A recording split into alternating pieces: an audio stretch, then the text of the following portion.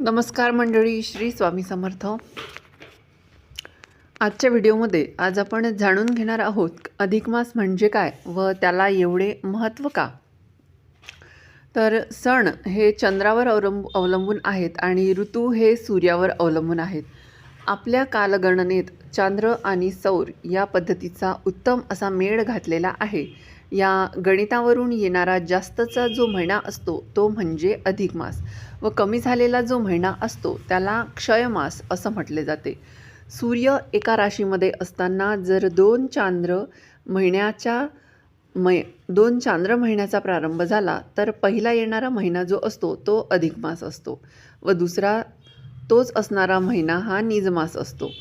ज्या चांद्र महिन्यात सूर्याचा राशी बदल होत नाही तो अधिक मास. या अधिक मासात 33 या संख्येला विशेष महत्त्व आहे. अधिक महिन्याच्या आणि 33 अंकाचा संबंध काय, तर एका चांद्रवर्षात 360 तिथी असतात आणि एका सौर वर्षात 371 तिथी असतात. म्हणजेच चांद्रवर्ष हे सौर वर्षापेक्षा 11 तिथीने लहान आहे. आता प्रत्येक वर्षात 11 तिथी जर कमी झाल्या तर 11 या संख्येप्रमाणे 3 वर्षात 33 तिथी कमी होतात आणि 33 तिथी ज्या कमी होतात त्या कमी तिथींचा योग्य मेळ बसावा म्हणून एक महिना हा वाढीव धरण्यात येतो आणि त्या वाढीव येणाऱ्या महिन्यालाच अधिक महिना, अधिक मास, धोंड्याचा मास किंवा पुरुषोत्तम मास असं देखील म्हटलं जातं.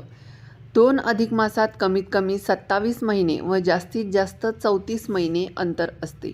आता अधिक मासात कोणती कर्मे करावीत, कोणती कर्मे करू नयेत, तर अधिक मासात नित्य व नैमित्तिक कर्मे करावीत. म्हणजेच नामकरण, अन्नप्राशन इत्यादी कर्मे करावी. परंतु देवप्रतिष्ठापना, चौल, उपनयन, विवाह, संन्यासग्रहण, वास्तुशांत, गृहारंभ इत्यादी कर्मे करू नयेत असे शास्त्रात सांगितलेले आहे. लग्नकार्य, मुंज, साखरपुडा किंवा अन्य कोणतेही मंगलकार्य अधिक मासात करू नये. या महिन्यात विवाह, नामकरण, अष्टकादी श्राद्ध, मुंडन, यज्ञोपवीत, कान टोचणे, गृहप्रवेश यासारखे शुभकार्य करणे टाळावे. या महिन्यात गहू, तांदूळ, मूग, तीळ, वाटाणा, राजगिरा, काकडी, केळी, आवळा, दूध, दही, तूप, आंबा, खरबूज, पिंपर, जिरे, कोरडे आले, खडे मीठ, चिंच, सुपारी, फणस, तुती, मेथी या पदार्थांचे सेवन करावे. या महिन्यात प्रवास करणे, भागीदारीची कामे करणे, कोर्ट कचेरीचे काम करणे, बियाणे पेरणे, झाडे लावणे, दान करणे, सामाजिक कामे करणे, सेवा कार्य करणे, बँकिंग क्षेत्रात कामे उरकून घेणे यात दोष नाही. अधिक मासाला पुरुषोत्तम मास असे का म्हणतात याविषयीची एक कथा सांगितलेली आहे. अधिक मासाला धोंड्याचा महिना अथवा मलमास असेही म्हटले जाते. या महिन्यात शुभकार्य केली जात नाहीत, फक्त नैमित्तिक कार्यच होतात.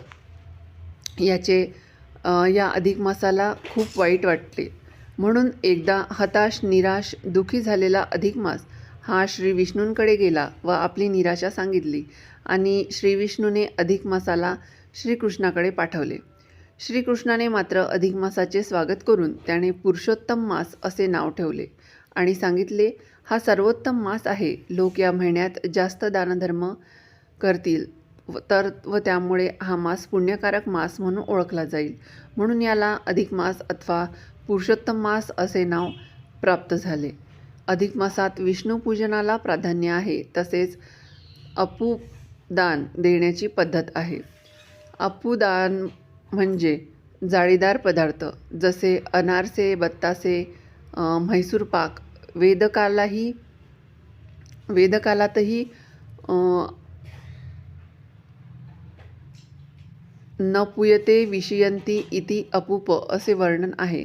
गहू किंवा तांदूळाच्या पिठात तूप व गूळ मिसळून केलेले विशेष पदार्थ अपूप म्हणजे अनारसा. अधिक मासात 33 अनारशांचा नैवेद्य विष्णूला अर्पण करावा व 33 अनारसे दान करावेत असे सांगण्यात आले आहेत. विवाह समारंभात कन्यादानाचे वेळी जावई व मुलगी यांना विष्णू व लक्ष्मी स्वरूप मानून पिता त्यांना नमस्कार करतात. त्यामुळे जावई हा विष्णू समानच असतो. म्हणून विष्णुरूपी जावयाला 33 अनारसे दान देण्याची पद्धत पडली आहे. आता पाहूयात की किती महिने येतात. सूर्याच्या भासमान गतीमुळे ठराविकच महिने अधिक येतात. चैत्र, वैशाख, ज्येष्ठ, आषाढ, श्रावण, भाद्रपद, अश्विन, कार्तिक आणि फाल्गुन हे 9 महिने अधिक येतात. मार्गशीर्ष व पौष हे 2 महिने क्षयमास होतात. राहिला उर्वरित माघ महिना हा मात्र कधीच क्षय किंवा अधिक होत नाही. आता क्षयमास म्हणजे काय? कधीकधी एका चांद्र महिन्यात सूर्य 2 राशीत प्रवेश करतो, तो क्षयमास असतो आणि एक क्षयमास आला की त्यावर्षी 2 अधिक मास येतात. चैत्रापासून अश्विन महिन्यापर्यंतचा कोणताही एक महिना अधिक मास म्हणून येऊ शकतो, कारण या महिन्यातच सूर्याची गती मंद असते व त्याला एका राशीतून दुसऱ्या राशीत जायला जास्त वेळ लागतो.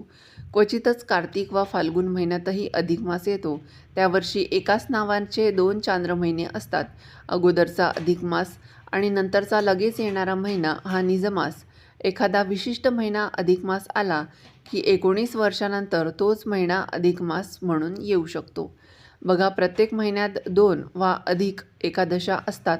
त्यातल्या 24 एकादशांपैकी प्रत्येकीला स्वतंत्र नाव असते. अधिक महिन्यात येणाऱ्या दोन्ही एकादशांना कमला एकादशी हेच नाव असते. ज्या वर्षी श्रावण, भाद्रपद किंवा अश्विन महिन्यात अधिक मास येतो त्या वर्षी चातुर्मास 5 महिन्यांचा असतो. अधिक मासात निजमासाप्रमाणेच विनायकी आणि संकष्टी या दोन्ही चतुर्थ्या असतात. अधिक महिन्यात विष्णू देवतेच्या उपासनेला विशेष महत्त्व आहे. भागवत पुराणाचे वाचन, भागवत कथा सप्ताह, स्नान, दान, धर्म, जप यांचे आचरण या महिन्यात केले जाते. ब्राह्मणांना भोजन, दान देणे यासाठीही या महिन्यात विशेष उपक्रम केले जातात. अधिक महिन्यात विविध मंगलकृत्ये करू नयेत असा संकेत रूढ आहे. त्यामुळे या महिन्यात विवाह, मुंज, बारसे असे संस्कार केले जात नाहीत. तसेच नव्या वस्तूंची खरेदी अथवा नव्या कपड्यांची खरेदी अशा गोष्टी न करण्याची परंपरा समाजात रूढ आहे. अनेक ठिकाणी अधिक मासाला धोंड्याचा महिना असे म्हटले जाते. नियमित सुरू असलेल्या कालगणनेत आडमुठ्यासारखा मध्येच आलेल्या दगडासारखा धोंड्यासारखा आलेला महिना म्हणून धोंड्याचा महिना असेही एकमत आहे. मात्र धोंडा आणि अधिक मास यांना जोडणारा एक खाद्यपदार्थ आहे, त्याला धोंडा म्हटलं जाते.